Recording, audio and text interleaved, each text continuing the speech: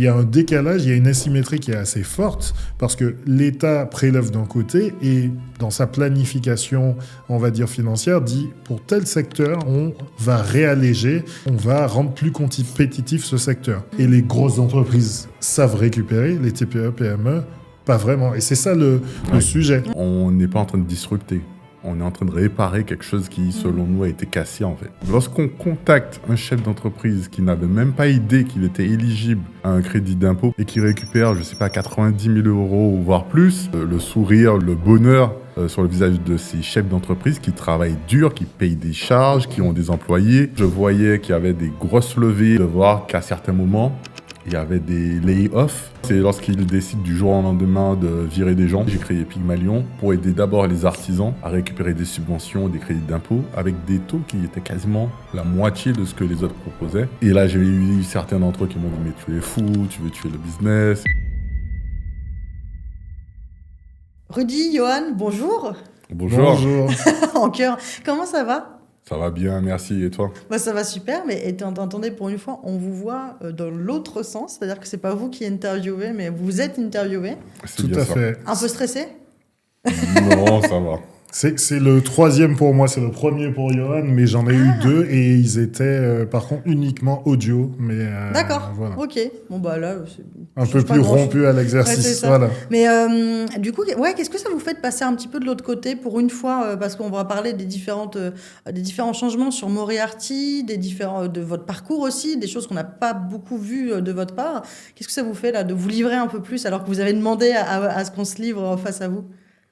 Non, ça nous permet de nous mettre dans les chaussures de nos invités et ça permet en fait de partager un peu sur l'aventure qui est Moriarty, mais aussi notre aventure de cofondateur.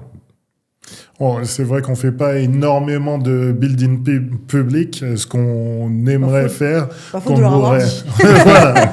aurait dû faire de manière plus, on va dire, plus diligente. Donc là, c'est le bon moment de parler un peu de l'actualité, de tout ce qu'on a envie de faire et ce qu'on a fait.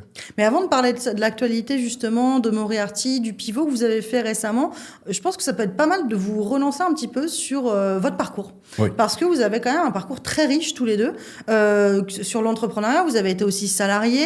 Est-ce que vous seriez d'accord pour partager un petit peu de votre parcours mi-pro, mi-perso ? Et après, on parlera aussi de votre vision d'entrepreneuriat, parce que je crois savoir que vous baignez dedans depuis petit. C'est totalement vrai. Je vais commencer par la fin de ta question. On baigne dedans depuis qu'on est petit parce que notre mère était entrepreneur. Elle était gérante d'une société de BTP en Martinique. Okay. Donc, pas un secteur forcément classique pour une femme. C'est clair. Exactement. Après, c'est aussi un héritage familial du côté et de notre grand-mère maternelle et de notre grand-père maternel. Donc, voilà. Et du côté de notre père, un peu plus classique, mais sur des aspects très commerciaux. Et on a toujours baigné dans ce côté entreprise, voilà. Nous deux, on s'intéressait aussi beaucoup aux chiffres parce que notre père a aussi un parcours atypique. Il a commencé en tant que prof avant de rejoindre une entreprise privée et il nous montrait un peu les chiffres. Je sais pas si les gens se rendent compte parce que c'est très très vieux maintenant, mais il avait des espèces de linéaires de papier un peu vert et blanc avec tous les chiffres de tous ses commerciaux et de tous ces points de vente que l'on regardait avant l'utilisation d'Excel. Donc, on a toujours baigné un peu dans ce truc de regarder, d'étudier la performance. Exactement, et d'analyser. Ok, et du coup, est-ce que tu peux revenir un peu sur ton parcours, vu que tu as la parole, Rudy, parce que tu parles de ton rapport aux chiffres, mais en fait, c'est ça aussi qui est assez intéressant avec votre parcours à tous les deux, c'est qu'en fait, vous avez tous les deux pratiquement pas la même carrière exactement, mais vous avez presque la même certification, vous avez suivi les mêmes pas aussi, donc ça, c'est assez intéressant. Et je précise que vous n'êtes pas frères jumeaux, vous êtes frères, mais pas frères jumeaux. 3 ans de différence. Ouais, il y a 3 ans de différence. Johan, elle est l'aînée. Même si ça se voit pas. Et en gros, oui, ben, on a grandi en Martinique ensemble. On a fait quasiment toutes nos classes en Martinique. On est passé par le privé, par le public. Moi, j'ai fait une prépa en Martinique et ensuite j'ai rejoint une école de commerce à Reims. Là-bas, j'ai fait un double diplôme et en ingénierie financière et dans ce qu'on appelait expertise audit, mais ça me permettait juste d'avoir des UE pour le DSCG. Le DSCG, c'est pour les... Diplôme supérieur de comptabilité générale, je sais même plus. C'est pour devenir expert comptable, en fait. C'est pour devenir expert comptable à la base. Moi, mon idée générale, c'était de travailler en corporate finance ou en cabinet d'audit. Finalement, je suis allé en cabinet d'audit, d'abord en stage de fin d'études, ensuite en CDI. Et donc là, à la Défense. Ouais, à la Défense. C'est parce que tu étais à Reims et t'es passé à Paris. Oui, je suis passé à Paris très rapidement, avec aussi un passage très rapide par l'Inde, mais ça, c'est une autre histoire. Même moi, je l'avais passé. Je suis passé en Inde pendant 6 mois pour faire un master spécialisé en finance dans une boîte pour un échange. Et puis donc à la Défense, en département Financial Services, donc fonds d'investissement, banque, tout ce qui est fonds d'investissement en real estate, en immobilier aussi. J'ai fait ça pendant à peu près 5 ans et demi et vu le sujet des Financial Services et qu'il y a beaucoup de transactions. Excuse-moi, question, je te coupe. Financial Services, pour ceux qui ne connaîtraient pas, qu'est-ce que c'est? Qu'est-ce qu'on met dedans? C'est juste une BU qui était regroupée, qui regroupait vraiment tout ce qui avait attrait à des opérations financières récurrentes, nombreuses, et aussi un peu, on va dire, exotiques. Donc on avait aussi des entreprises classiques, mais qui étaient sous LBO et qui avaient besoin d'une surveillance financière spécifique. D'accord. Donc voilà. Et donc, comme je disais, beaucoup de transactions en volume. Normalement, un auditeur, ça travaille par échantillonnage. Nous, on a développé, et j'ai participé à cela, une méthode où on prenait les transactions en grande masse, ce qu'on appelait avant le big data, et chez KPMG, c'était le Data Lab ou le Data and Analytics. Et travaillé avec succès là-bas. J'ai été débauché par la direction financière de la Société Générale pour aussi mettre en place des contrôles sur du big data et sur des contrôles automatisés, sur du réglementaire, sur des opérations de style de titrisation que j'avais fait avant. Et c'est là où j'ai commencé ma carrière. Je fais une petite transition vers Johan parce que après, on va se regrouper sur ma première boîte que j'ai créée et où sa première société a été cliente aussi. On va en parler juste après. Juste une question aussi. Dans votre parcours, à tous les deux, mais particulièrement le tien, Rudy, la tech est très présente. Elle est arrivée quand, en fait, à ce moment-là? Est-ce que c'est au fur et à mesure chez KPMG où tu t'es rendu compte des outils que tu avais à disposition? Ou est-ce que tu as toujours été un peu au-delà d'un matheux, un fan de tech? Est-ce que ça faisait partie de tes appétences quand tu étais petit? Alors, je suis pas un fan de tech, je suis un fan de construction. Et la tech, en fait, c'est le moyen le plus facile de construire depuis plus de 40 ans. Un client Lego, finalement. Exactement. Non, mais c'est exactement ça. Je suis un immense fan des Lego, des mécanos. Quand j'étais petit, je demandais que ça, des Lego, des mécanos. Tu les demandes encore ou pas? Oui. T'as fait le Lego Tour Eiffel que je viens de faire un Lego Game Boy, là, par nostalgie. Donc, on voit aussi le lien avec le jeu. Non, je suis vraiment fan de construire des choses. Et j'ai toujours eu cette appétence. Alors, on m'a pas laissé démonter tous mes PC à l'époque, mais quand ils avaient un problème, je les démontais. Je rajoutais aussi de la puissance pour réussir à jouer à des jeux vidéo ou faire des trucs sur lesquels j'étais limité à l'époque. Et puis, comme j'aimais construire, même dans les jeux auxquels je jouais, je cherchais des moyens de créer des mods ou d'installer des mods. Je sais pas si ça parle aux gens, mais c'est par exemple, on a un jeu de stratégie qui est développé par un éditeur tierce.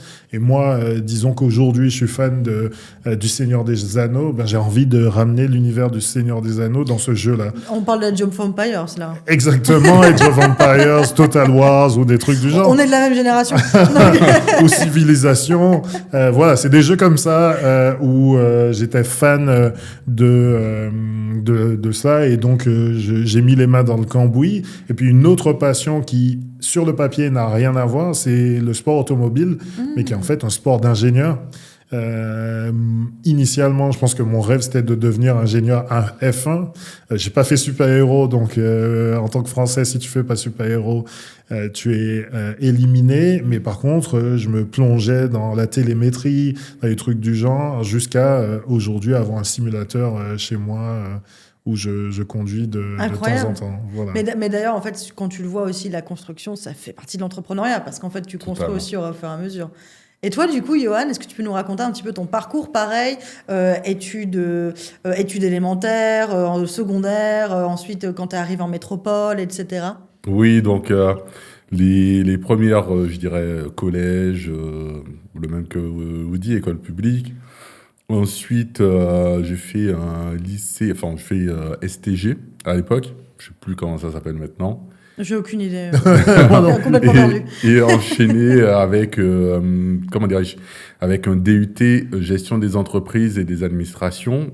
Et là encore, c'était dans le but de devenir, de prime abord, expert comptable. Ah mais c'est fou parce que vous aviez les deux. Vous êtes que deux dans la fratrie ? Oui. Ah, et du coup, vos parents, ils se disent bon bah voilà, c'est pratique, ils veulent faire tous les deux la même chose. Après, je ne sais pas si c'est lié, mais pas loin de chez nous, lorsque nous étions petits, il y avait un couple d'experts comptables qui avait la plus grosse maison du quartier. Donc, peut-être qu'inconsciemment, ça a joué. Et quand on dit la plus grosse, il faut se rendre compte de la taille de la baraque. Je pense qu'il y a peu de personnes qui imaginent le truc. Parce qu'on parle de la Martinique, il y a beaucoup de maisons individuelles. Ouais. Nous-mêmes, on a grandi en maison individuelle sur 2 étages, ce qui est déjà pas mal.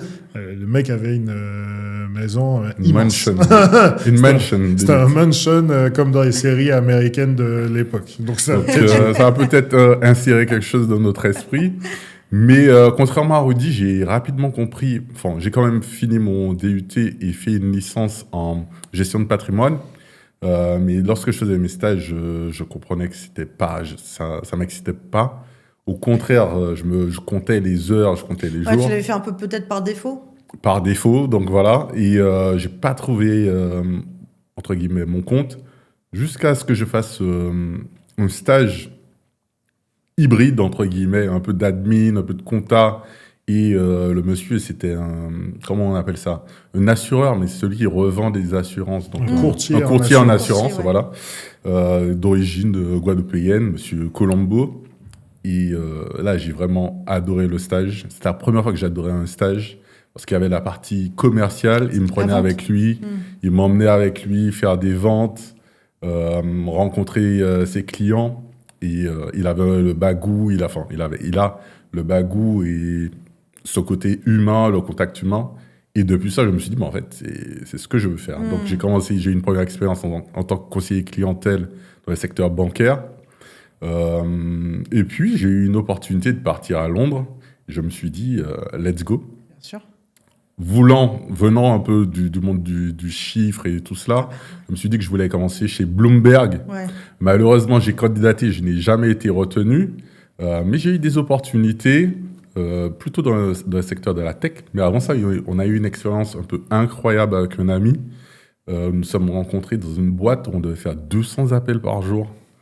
On devait se lever. Je ne sais pas s'ils se sont inspirés du film Loup de Wall Street. Mais c'était vraiment ça l'ambiance où tu appelles toute la journée, tu es en costard cravate, tu dois te lever pour pitcher, enfin c'était incroyable. À la fin de la journée, tu dois avoir la tête comme ça, par contre. J'ai travaillé 6 mois dans cette société, mais je n'ai jamais autant travaillé, je pense, de ma vie et autant appris également. Parce que, oui, c'est sûr. Et puis en 6 mois, tu as l'impression d'avoir fait 3 ans, quoi. Exactement. On commençait à 7h du matin, on finissait à 21h, 22h. Le classique de la City.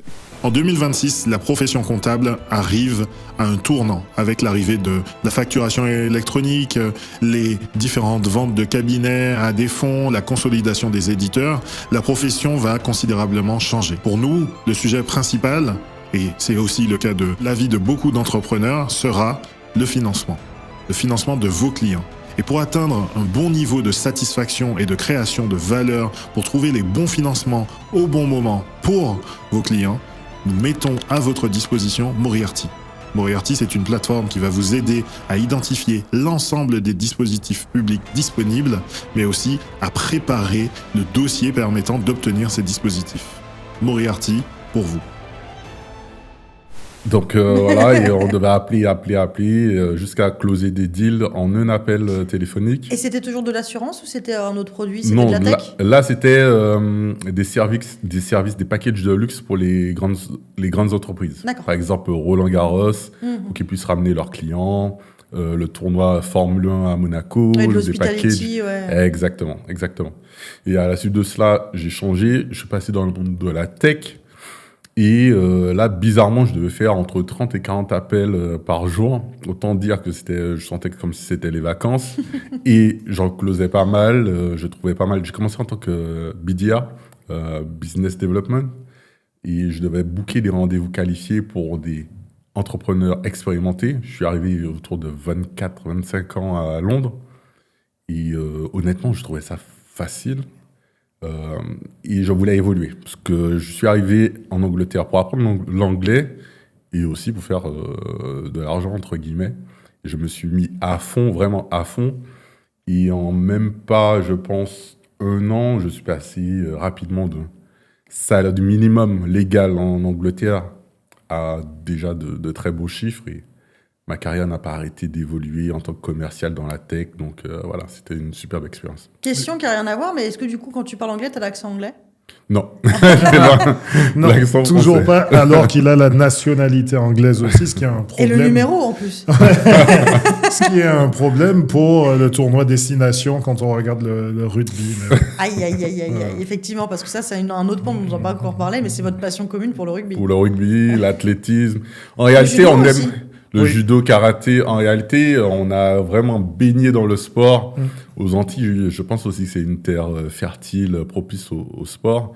Lorsque je compare, honnêtement, lorsque je suis arrivé à Orléans et mes années de sport aux Antilles, je me dis, même là aussi, je me dis, c'était facile. Un climat propice, un Oui, plus environnement facile. propice. C'est parce que nous, les cours de PS à 8h du mat en mois de novembre, je peux Oui, dire. oui, oui. Oui, non, mais le climat doit faire beaucoup parce que on enchaînait les sports et on parle vraiment en tant qu'en UNSS que par les sports En club. où nos parents nous ont inscrits Mm. en club. Tu peux y aller le mercredi matin, le mercredi après-midi, le samedi matin, le samedi après-midi. Quand il y a le des dimanche. stages, tu peux aller le dimanche quand on faisait de l'athlétisme sur la plage, courir. Le tennis, tu peux organiser ton tournoi quand tu veux. Il peut avoir un peu de pluie, mais en soi, c'est pas hyper gênant, à part s'il y a un cyclone. Non, c'était vraiment incroyable. Natation, pareil, en mer, en piscine. De la voile. De la voile, on a Oui. fait Que ce énormément de sport. soit avec l'école ou en privé, on a toujours fait beaucoup de sport. C'est un truc que je me suis dit aussi, moi, qui ai grandi plutôt en ville. Et je me suis dit, en vrai, c'est vrai que en fait, mes cousins ont grandi en montagne. Et en fait, je me disais, mais en fait, eux, leur classe de sport, c'est d'aller skier. Oui. Alors que Ouais. nous, on était sur le pauvre mur d'escalade du lycée, qui était pas mal. On avait déjà un mur d'escalade dans le lycée. Oui. Mais c'est vrai que tu as une grosse différence là-dessus. Et au-delà du sport, une question que je voulais vous poser, c'était quoi un petit peu la chose qui vous a un petit peu choqué, pas forcément choqué, mais en tout cas interpellé, quand vous êtes arrivé en métropole, parce que vous êtes arrivé quand même assez tard, entre guillemets, vous êtes arrivé pour les études supérieures, donc vers les 19-20 ans, si je me trompe pas. Et du coup, est-ce qu'il y a un truc qui vous a sauté un peu aux yeux entre la différence, peut-être culturelle d'ailleurs, entre les Antilles et la métropole? Moi, le plus choquant dans un premier temps, ça a été la gestion de l'espace. Ok. Comme on disait, on a grandi en maison individuelle, on a grandi dehors, du coup, en faisant du sport tout le temps. On est très grand, je sais pas si ça se voit, mais on est très grand, je fais 1m96, Johan doit faire 1m90 ou 91. On n'a jamais, en tout cas moi, j'avais jamais ressenti je me suis jamais senti cloisonné dans un espace. Et en arrivant en métropole, premier appart en école de commerce, j'ai trouvé ça horrible. Ça devait être un Et clapier même pour toi. oui, et même les locaux de l'école de commerce qui étaient Horrible. très bien a posteriori. je trouvais que tout était petit. En fait, Ouais. l'école, les 2 campus de Reims étaient plus petits que notre lycée, enfin que mon lycée, qui est immense, qui contient une prépa, qui est étalée sur un périmètre énorme. Tu parlais de tes cousins qui étaient en montagne. Moi, je trouve que l'environnement a un impact sur la Oui. manière de penser, de vivre. Je trouve qu'on est très fermé, segmenté et cloisonné ici, même dans sa manière de penser, alors que à l'époque, là-bas, je me voyais aucune limite. Et du coup, tu explorais, on faisait n'importe quoi. Vraiment, on a fait des trucs vraiment bêtes, même parfois. Mais voilà. Oui. Et Pour toi? ma part, moi, je dirais les codes. Ça peut sembler bête, mais les codes vestimentaires, Ah, les modes et toutes les tendances. les Ouais. modes, le fait de combien de layers on met en hiver, des choses bêtes, mais Ouais. au début, ce n'était pas forcément évident. À part ça, après, non, j'ai eu de la chance, j'ai eu une bonne intégration parce que j'étais pas forcément en Île-de-France ni à Paris. Je suis arrivé à Orléans, donc des personnes sympathiques, agréables. Et puis, oui, la différence de température, sans continuer à s'entraîner parce que j'ai continué l'athlétisme, mais j'ai eu des entraînements à -5. Là, c'était vraiment Ouais. limite un choc. Donc, Ouais, vraiment un choc thermique pour le coup. Si on revient à votre expérience commune, parce que c'est ce que tu as introduit, Rudy, est-ce que vous pouvez nous en parler à un moment comment vos chemins se sont, à part les chemins perso bien sûr, mais comment votre chemin professionnel s'est recroisé, sachant qu'en plus vous faisiez un métier assez connexe? oui. On s'est rejoint à la suite, moi, de mon expérience chez Société Générale. Alors, il y a quand même eu une période Covid où tout le monde se cherchait des choses à faire.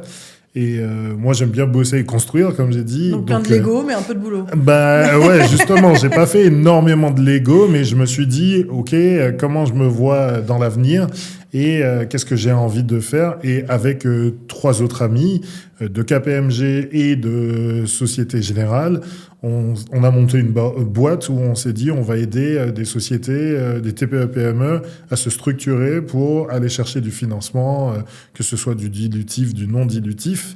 Et on s'est rendu compte qu'il y avait un problème chez les TPE-PME, c'est que la fonction finance, elle était très très mal adressée. Bien sûr. Que ce soit en interne ou en externe, j'ai l'impression que les TPE-PME ne voient les experts comptables que comme un moyen d'établir les comptes, mais parfois ils oublient que je peux appeler et demander conseil sur ma trésorerie, des trucs du genre.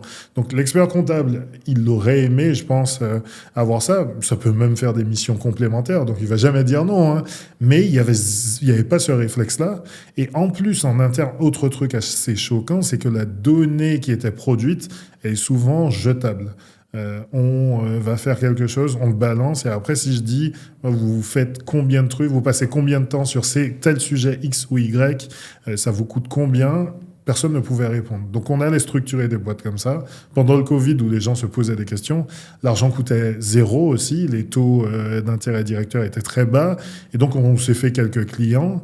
Et puis, comme je faisais de l'automatisation à tout va et des migrations de données financières à la Société Générale, je me suis dit, OK, on va aller automatiser des fonctions chez les TPE-PME.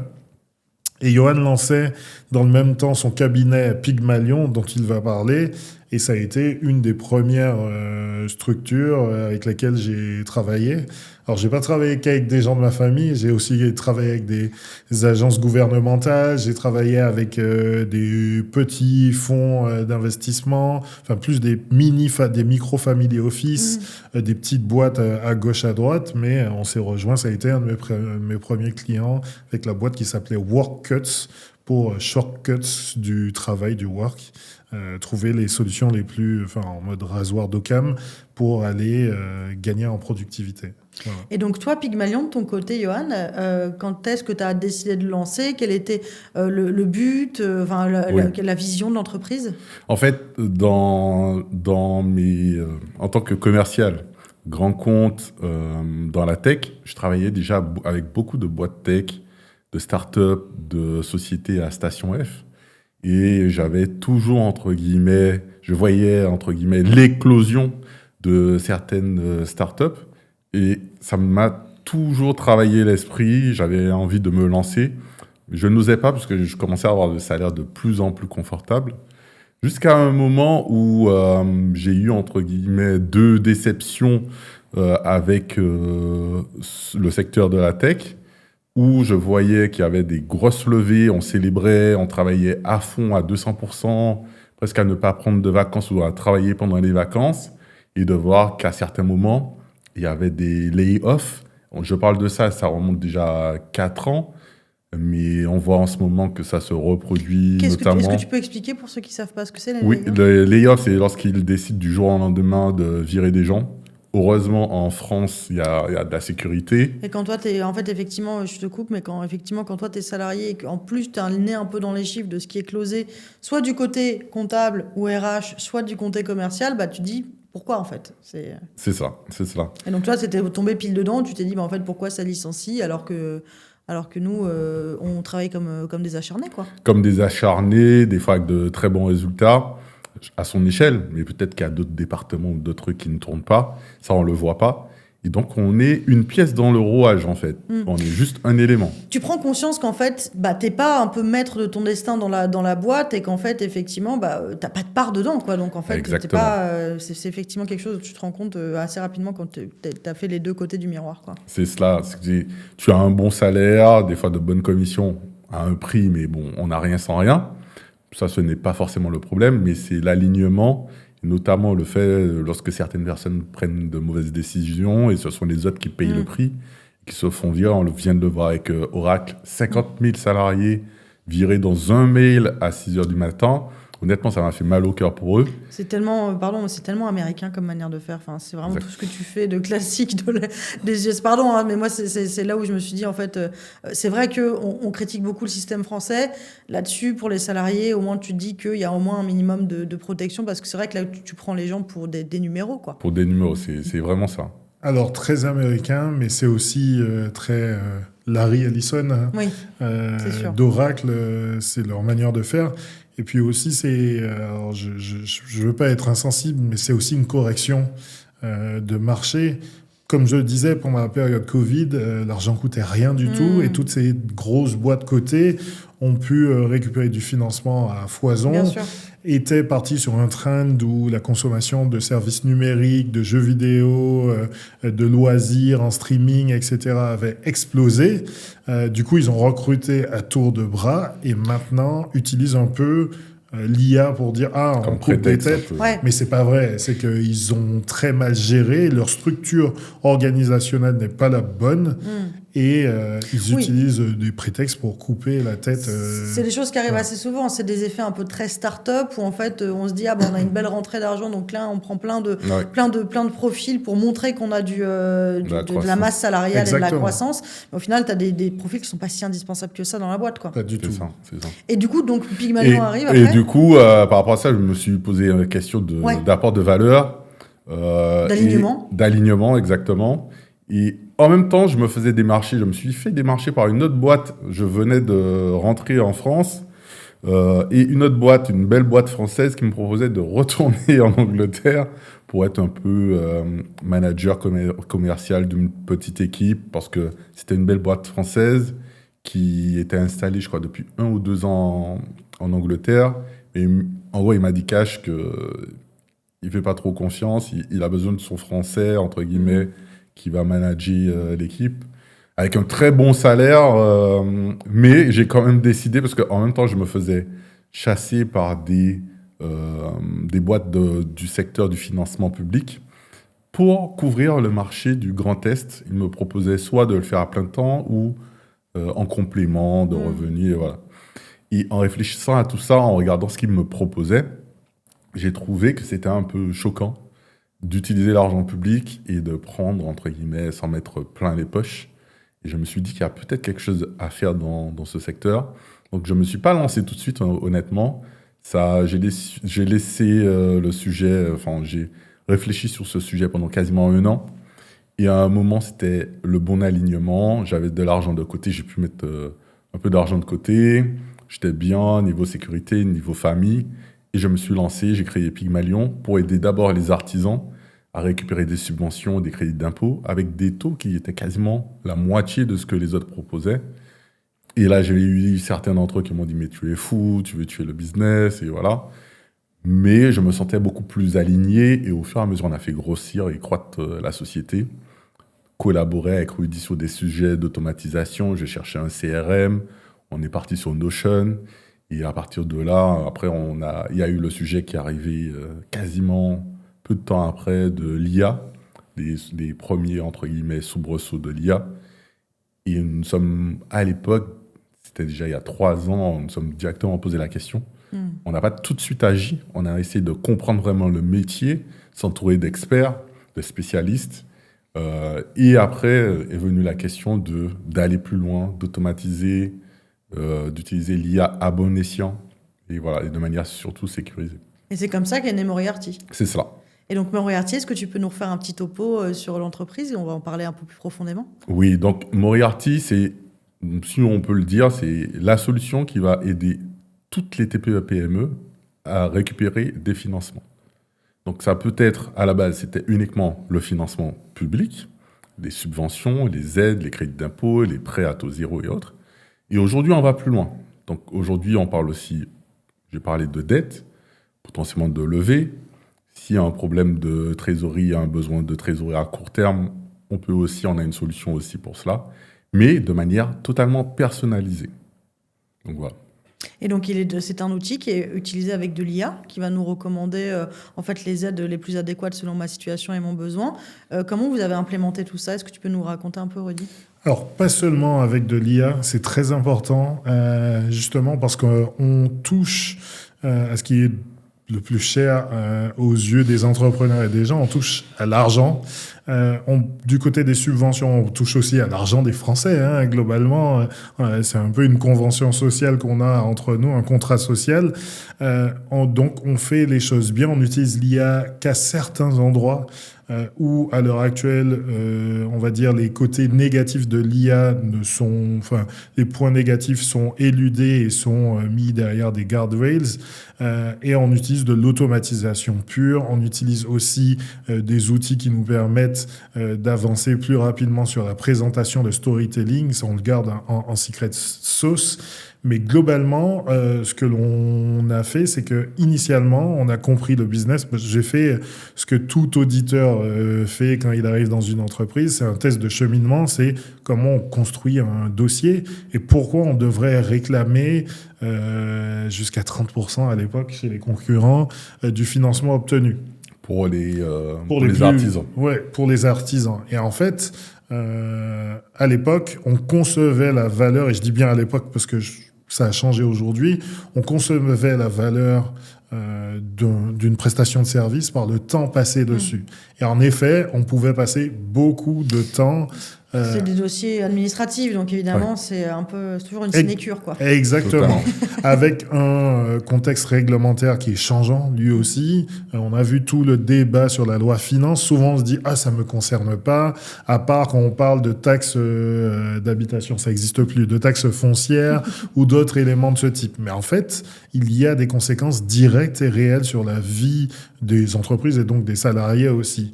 Et c'était assez difficile et c'était assez fastidieux. Et d'ailleurs, c'est pour ça que les entreprises externalisent ces demandes. Il y a aussi le fait d'avoir de la connaissance des dispositifs. Il y en a plus de 2500. En France. Il faut croiser les bons parce que certains ne sont pas cumulatifs, etc. Exactement. Il y a plein de complexités entre les différentes natures, crédits d'impôt, Les grands etc. groupes sont très bien accompagnés sur le sujet. On va en parler. Voilà. mais pas les TPE, PME. Oui. Donc, test de cheminement, on regarde là où il y avait de la valeur. On regardait, et l'IA était assez balbutiement, donc on ne pouvait pas encore faire de l'IA. On regardait tout ce qu'on pouvait automatiser. Et mais ce n'est pas suffisamment fiable pour avoir une bonne réponse pour une entreprise avec un croisement de besoins pour donner une liste claire. Alors aujourd'hui, c'est le cas. Oui. À l'époque, non. Et aujourd'hui, sur certains sujets très précis, c'est toujours pas super. Oui, de toute façon, l'IA n'est pas super 100% fiable aujourd'hui. Hein, exactement. On va éviter les sujets d'hallucination, mais voilà. Et donc, on a décomposé totalement tout le process et on a commencé à automatiser tout ce qui était automatisable. Au fur et à mesure, on s'est heurté à une barrière. Certes, je code un peu, mais je suis pas développeur. Et du coup, on a engagé un CTO il y a peu de temps de cela, qui est notre associé, qui est venu et qui nous a permis de passer d'un cabinet automatisé à ce que l'on crée aujourd'hui, qui est Moriarty avec des agents. Je sais que tout le monde parle d'agents, mais nous, on a une définition très claire de ce que l'on veut faire. C'est qu'aujourd'hui, on se dit, si on arrive à résoudre le problème tel qu'on veut le résoudre sur les aides publiques, on est capable de le faire sur les prêts, on est capable de le faire sur de l'affacturage, mais ça peut-être avec des partenaires, on peut en discuter, et on est capable de le faire aussi pour des due diligence. Pourquoi ? Parce que notre objectif aujourd'hui, c'est d'avoir un agent ou plusieurs agents qui sont en capacité à tout moment de comprendre l'état de la trésorerie, de récupérer les informations qui sont nécessaires pour faire une demande et d'établir une stratégie de financement. Et quand on dit stratégie de financement, pour les grands groupes, moi j'ai travaillé sur des outils bancaires type VBank, etc., et des outils aussi pour des entreprises un peu plus classiques. Une entreprise va toujours essayer de maximiser son effet levier, donc sa dette, pour augmenter ses charges, pour ne pas avoir trop d'impôts, va faire des augmentations de capital quand il le faut, va aller chercher des financements publics, va évidemment faire son CA. Il faut comprendre tout l'environnement de l'entreprise. Et là, à l'heure actuelle, au niveau de l'IA, ce que l'IA fait parfaitement, c'est de pouvoir comprendre le contexte de l'entreprise et de pouvoir donner une réponse totalement personnalisée à cette entreprise. Et ça, on peut le faire en flux continu. On peut récolter la donnée aussi en flux continu de manière anonymisée ou synonymisée pour garantir la protection des données. Et puis, on est capable de répondre aux financeurs, quels qu'ils soient, comme on l'a dit, des banques, BPI, etc. Il y a un point important aussi par rapport aux commentaires de Rudy. On ne prend pas de la donnée qu'on injecte dans ChatGPT ou voilà. Hein. On a vraiment notre secret sauce pour avoir de la donnée anonymisée, chiffrée et sécurisée. Donc, des fois, j'ai même des clients des fois qui me parlent, oui, mais j'ai vu telle personne, un freelance ou bien quelqu'un en SASU qui me propose, je ne sais pas, moi, disons 5% pour faire tel dossier. D'accord, mais il travaille comment ? Ah non, lui aussi, il utilise IA. Oui, d'accord, mais c'est ta donnée qu'il injecte dans ChatGPT ou je ne sais pas dans quoi. Sauf si, je ne dis pas que ce n'est pas possible, mais qu'il puisse créer son truc séparé, chez lui, sécurisé. Mais honnêtement, on a même parlé avec des gros cabinets, ils le font en disant non, mais on utilise la version pro, donc ça devrait être sécurisé. Donc il faut être honnête, je pense que 90% de ceux qui l'utilisent dans leur coin, en freelance, en SASU, ils l'utilisent en mode un peu public ouvert. Et ils injectent la data des sociétés. Oui, il ne faut pas oublier que même si on a une loi RGPD qui régit le territoire européen, ce sont des boîtes qui sont domiciliées aux États-Unis. Donc, finalement... L'American Act, voilà. Et aujourd'hui, c'est qui les... pardon, je le reprends plus poliment. Aujourd'hui, qui sont les clients de Moriarty principalement ? Puisque je sais que vous avez fait un petit pivot à un moment sur l'entreprise. Est-ce que vous pouvez me parler un petit peu de... Aujourd'hui, Moriarty accompagne qui exactement ? Aujourd'hui, on a deux verticales. Je vais laisser Johan parler d'un vertical client direct TPE-PME et de l'autre côté, ce que l'on fait justement pour aller aussi dans cette dimension de sécurité, de conformité, d'agents certificateurs et de personnes qui connaissent la situation de l'entreprise. On va parler aux médecins généralistes des TPE-PME, on parle aux experts comptables. Depuis le début, on en parle, donc on s'est tourné directement vers eux. Il y a deux sujets qui sont intéressants avec les experts comptables, c'est que c'est leur métier d'accompagner. Nous, on leur propose un outil en toute indépendance, mais qui garantit aussi leur indépendance. On ne vient pas essayer de leur voler leurs clients, de les remplacer et de dire, tiens, regarde, il y a un expert comptable qui utilise Moriarty, il fait ça, est-ce que tu veux pas aller le voir à nos clients ? Non, pas du tout. Ce qu'on dit, c'est on pense avoir le meilleur outil pour les aider dans cette mission nouvelle qui va sans doute être une mission aussi très intéressante, parce qu'il y a la facture électronique qui arrive. Et donc, tout ce qu'on disait au départ du client TPE-PME qui estime que l'expert comptable n'est là que pour établir les comptes, faire les taxes, la TVA, faire le social, ça va disparaître très bientôt. Là, l'expert comptable, il est en train de devenir quelqu'un qui gère la donnée financière et extra-financière de l'entreprise, connaît le contexte de l'entreprise, comprend les besoins, a été formé pour ça. Et donc, on va chercher des experts comptables. On leur propose d'avoir pour leur portefeuille de clients Moriarty pour trouver les bonnes stratégies de financement pour leurs clients. Parce qu'à l'heure actuelle, et j'aime beaucoup faire ce parallèle, on a beaucoup de solutions pour des solutions de paiement diverses, fractionnées, des solutions de paiement étalées pour les entreprises. On a Stripe, on a aussi toutes les cartes bleues. Nous, on vient de l'autre côté. Pour créer un cercle vertueux, il faut autant adresser les flux sortants que les flux entrants. Et si on arrive à avoir une bonne stratégie financière, ingénierie financière sur la collecte de fuel, de carburant, qui est l'argent, on peut derrière être plus efficace dans l'ensemble de l'entreprise. On peut planifier plus facilement et on pense que c'est le bon moment pour se pencher sur ces sujets avec les experts comptables. Donc là, on a déjà signé plusieurs cabinets d'experts comptables qui sont clients Moriarty. Et de l'autre côté, pour les TPE-PME qui n'ont pas la joie d'avoir des experts comptables qui sont avec Moriarty, eux, c'est pour leur trouver directement. Exactement. Donc, que ce soit la start-up qui est à Station F, parce qu'on enregistre à côté. Et que vous êtes incubé à Station F, on peut le dire aussi. Oui, totalement. Les PME de type artisan ou autres, on a la capacité d'accompagner tout le monde de manière très spécifique, personnalisée, peu importe la région, la ville, pour des aides régionales, comme je le disais, des aides nationales et même des aides européennes. Et c'est notre mission de les accompagner, de les conseiller, de les challenger parfois. Quand je dis challenger, surtout pour les startups, parce qu'ils ont besoin de faire un prévisionnel, d'avancer sur certains chiffres. Pourquoi tu as mis ce chiffre? Est-ce que c'est logique? Est-ce que dans ta stratégie, qu'est-ce que tu as mis en place? Donc, on les accompagne vraiment de A à Z. Ça nous permet, avant, on n'avait pas forcément ni cette volonté, ni cette capacité, parce que forcément, ce n'était pas forcément rentable en termes de temps. Là, on peut aller plus loin et offrir un accompagnement, je dirais, encore plus de valeur. Et c'est ce qu'on fait, on s'y attelle et voilà. Est-ce que ce que vous faites aujourd'hui, il n'y a pas un sujet de... aussi, j'ai l'impression que votre parcours est jalonné au-delà de la construction et de l'entrepreneuriat, est aussi jalonné un peu de cette volonté d'aider, sans être forcément dans le social puisqu'on est dans le financier, mais en fait d'aider en fait les entreprises parce que aujourd'hui, les choses dont il faut se rendre compte, c'est que l'entrepreneuriat en France est compliqué. Il n'y a pas si longtemps, il y a eu 61 000 chefs d'entreprise qui se sont retrouvés au chômage. Des chiffres de l'INSEE disent que, je ne sais plus si c'est 49 ou 50% des patrons de TPE se payent moins que le SMIC. Oui.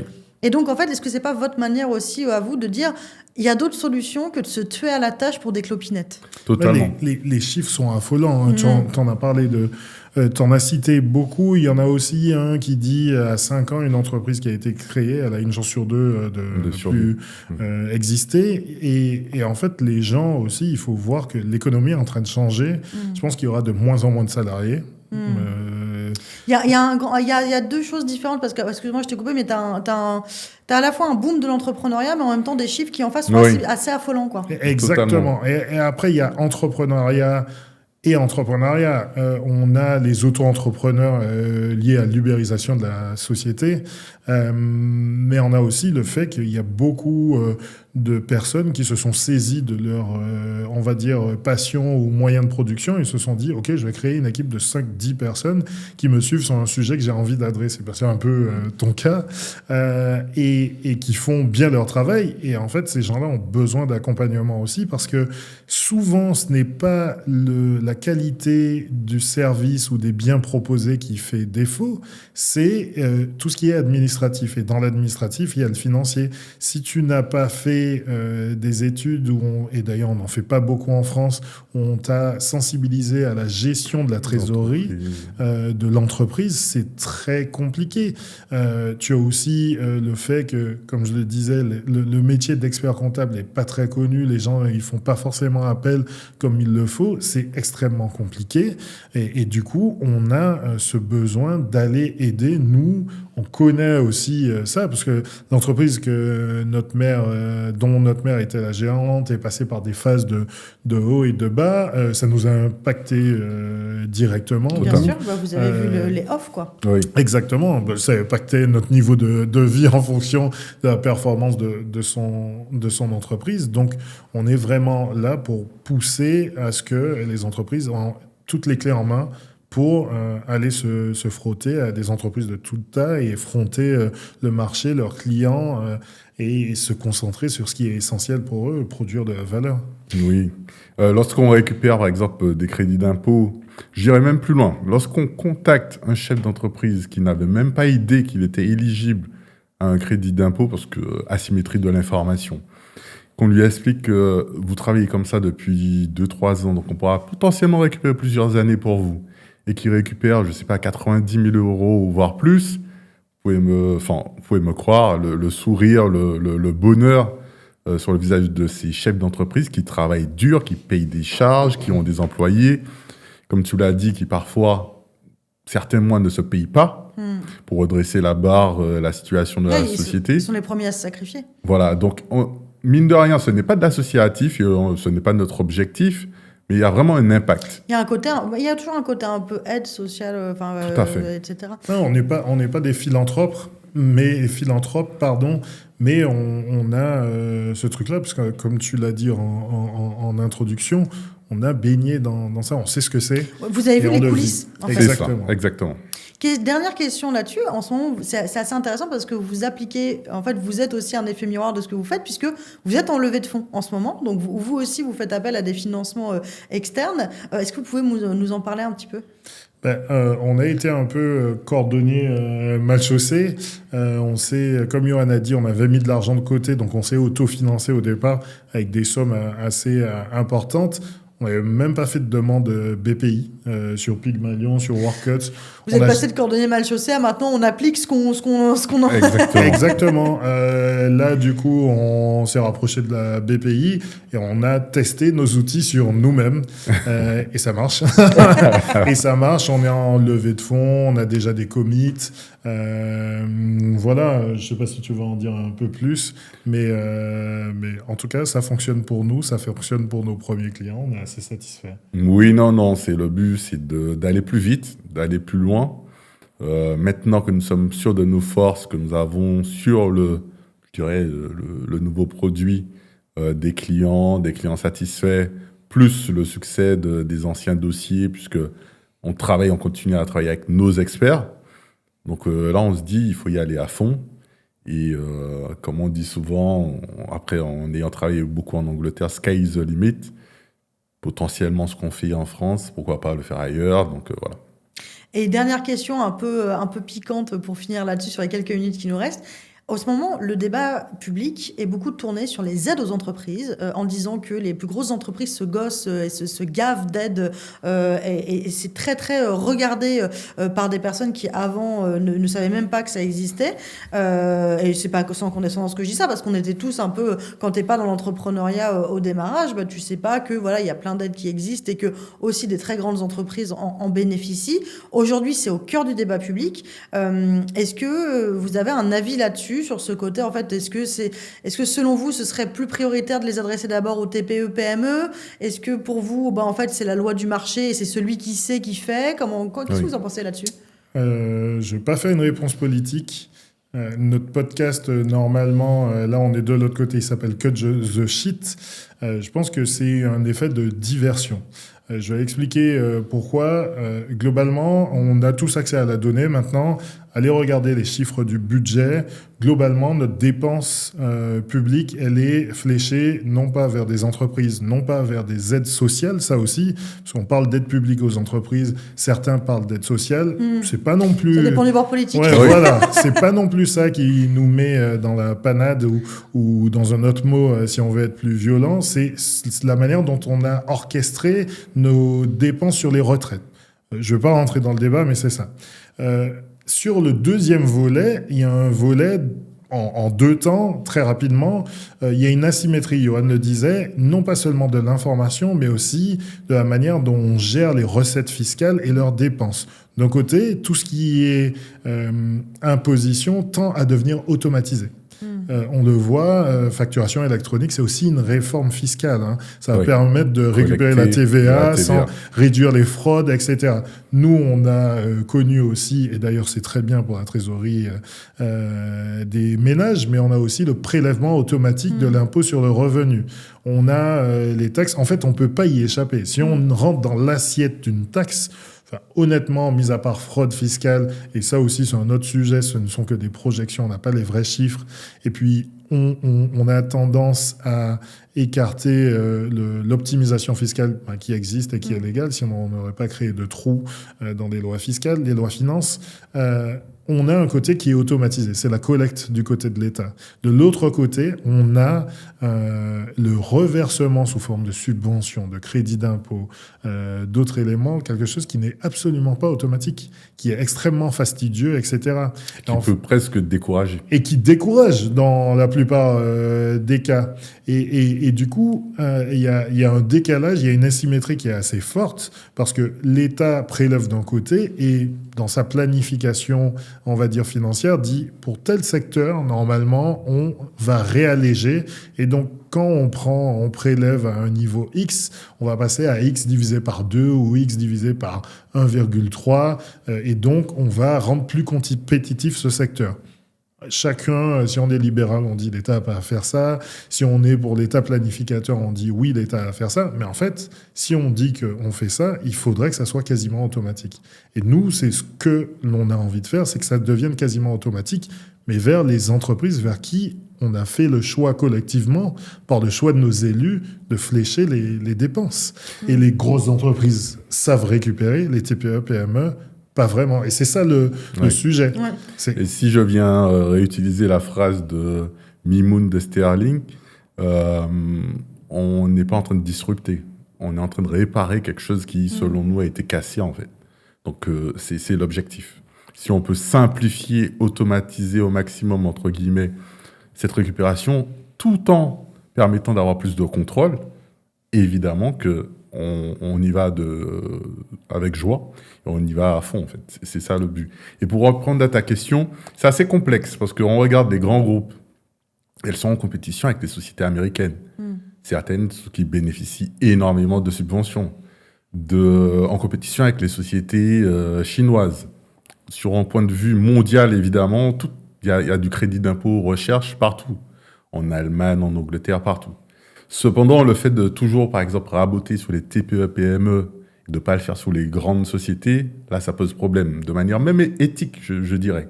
Parce que même en termes d'effort fiscal, ça pèse toujours plus sur les TPE, PME que sur les grands groupes. Donc, moi, mon positionnement, c'est sur cela. C'est de dire que potentiellement, on pourrait, vu le tissu économique français, on pourrait accompagner un peu plus les TPE et les PME. Parce qu'on voit, il y a une espèce de plafond de verre, même pour les startups, pour essayer de vendre leurs produits à des grands groupes, c'est quasiment impossible. Pour grossir, on a l'impression qu'à presque les Big Four, là, les 40, pardon, je dis Big Four, les 40, CAC 40, là, et pour y arriver, c'est quasiment impossible.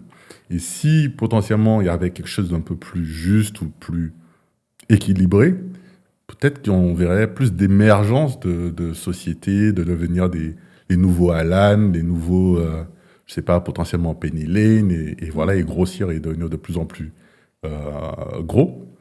Mais on a l'impression que c'est un peu bloqué, ou sinon il faut vraiment révolutionner quelque chose, et devenir indispensable. Et voilà, exactement. Eh ben merci à tous les deux pour cette interview hyper intéressante. On se retrouve sur Cut the Shit.